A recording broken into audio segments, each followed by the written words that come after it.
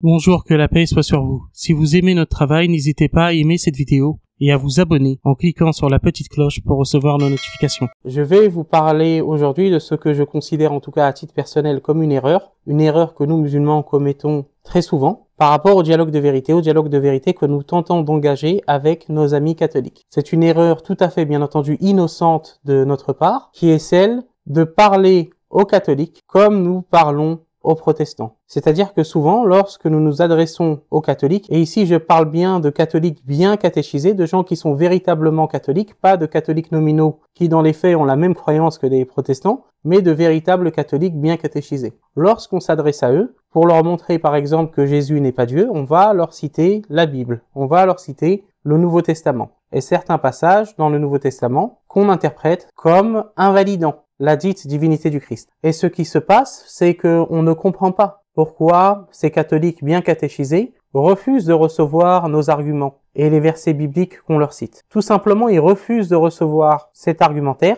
parce que pour ces catholiques, comme l'explique le Concile de Trente, seule l'Église a le pouvoir d'interpréter la Bible. C'est-à-dire que vous allez leur citer n'importe quel verset biblique, ils vont systématiquement revenir à l'autorité de l'Église, qui est pour eux normatif. Et donc la discussion à ce niveau-là ne sera pas fructueuse. En tout cas, de mon point de vue, et dans la majorité des cas, il y a bien entendu des exceptions. Mais la discussion à ce niveau-là ne sera pas fructueuse. Alors qu'au contraire, lorsqu'on cite la Bible à un protestant, en particulier à des néo-protestants comme les évangéliques, qui ont encore moins que les luthériens et les calvinistes cette notion d'une autorité ecclésiastique, il va plus facilement entendre un argument biblique puisqu'il va être sur le terrain du libre examen biblique et du sola scriptura, c'est-à-dire du fait que, selon lui, la Bible est la seule source d'autorité pour un chrétien. Par contre, donc, un catholique bien catéchisé, lui, va automatiquement se fermer à cette approche. Pour vous faire comprendre leur perspective, c'est comme si un chrétien, engagé dans une critique de l'islam, nous citait un verset du Coran, et en le citant faisait un contresens par rapport à la façon dont ce verset a toujours été compris par la tradition islamique. Nous, en tant que musulmans, qu'est-ce qu'on va répondre à ce chrétien? On va lui répondre poliment, courtoisement, qu'il est bien gentil, mais qu'il ne peut pas mieux comprendre le Saint-Coran que des siècles et des siècles de tradition islamique. Et donc, on ne va pas prendre au sérieux son argument. On ne va pas prendre au sérieux son objection, puisque nous croyons en l'autorité des savants en islam pour interpréter le Saint-Coran, pour nous expliquer également la tradition prophétique. Et en cela, par exemple, des sectes récentes comme les coranistes, qui sont des gens qui se réclament de l'islam,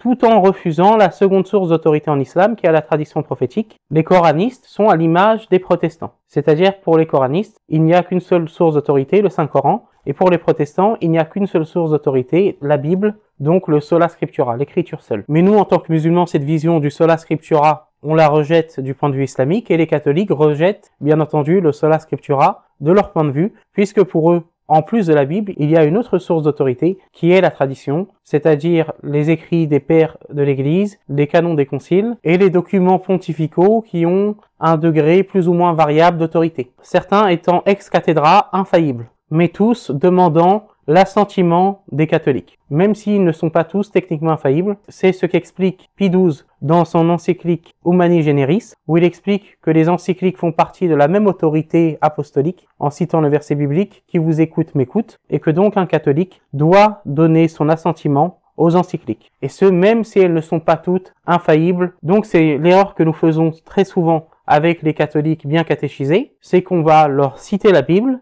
mais eux vont totalement se désintéresser de notre compréhension des versets bibliques puisqu'ils vont revenir systématiquement aux pères de l'Église, aux conciles, aux encycliques, enfin bref, au magistère de l'Église catholique pour comprendre ces versets bibliques. Donc il est important lorsque nous discutons avec des chrétiens de savoir à quel type de chrétiens nous parlons. Si on parle à des protestants, et en particulier à des néo-protestants, cette approche biblique est très bonne. Si on parle à des catholiques nominaux qui dans les faits, en fait, ont la même croyance que les néo-protestants, il n'y a aucun problème à avoir une approche strictement biblique, puisque beaucoup de personnes qui se réclament du catholicisme en France refusent des dogmes de l'Église catholique et ont une vision très protestante du catholicisme. Il y a beaucoup de catholiques en France, de gens qui se réclament du catholicisme, qui sont des catholiques nominaux, qui ont une vision de la foi très sola scriptura. Donc avec eux, il n'y a aucun souci, vous pouvez rester sur le terrain strictement biblique. Mais avec un catholique bien catéchisé, il faudra d'abord lui montrer que l'autorité de l'Église catholique n'est pas fiable. Et vous avez différentes façons de le faire, tout simplement en faisant de la critique textuelle, en lui montrant qu'il y a eu des falsifications dans la Bible, à la fois dans l'Ancien et dans le Nouveau Testament, et que donc l'Église peut se tromper puisqu'elle a canonisé des textes qui n'étaient pas fiables. C'est une approche. Moi, la mienne, c'est de montrer qu'il y a des contradictions au sein du magistère. Des contradictions que je ne pourrais pas ici développer parce que ce n'est pas le but de cette vidéo, mais qui portent notamment sur le Concile Vatican, qui est une véritable rupture, au moins au niveau d'un texte, qui est la déclaration d'Unitatis Humanae sur la liberté religieuse, qui contredit le magistère antérieur, qui contredit des textes comme Ira Rivos. Et cette contradiction, de mon point de vue, est irréconciliable. Et je tenterai de le démontrer dans une prochaine vidéo si Dieu le veut. Quoi qu'il en soit, c'est mon approche avec les catholiques bien catéchisés. C'est de ne jamais être exclusivement sur le terrain biblique, mais de critiquer l'autorité du magistère en montrant que le magistère de l'Église catholique se contredit, et que donc il ne peut pas venir de Dieu, et que cette contradiction, ou ces contradictions, sont irréconciliables, que l'herméneutique de continuité n'est pas une option, qu'au niveau ecclésiologique, le sédévacantisme, la thèse de la vacance du siège, donc la vision non onacum,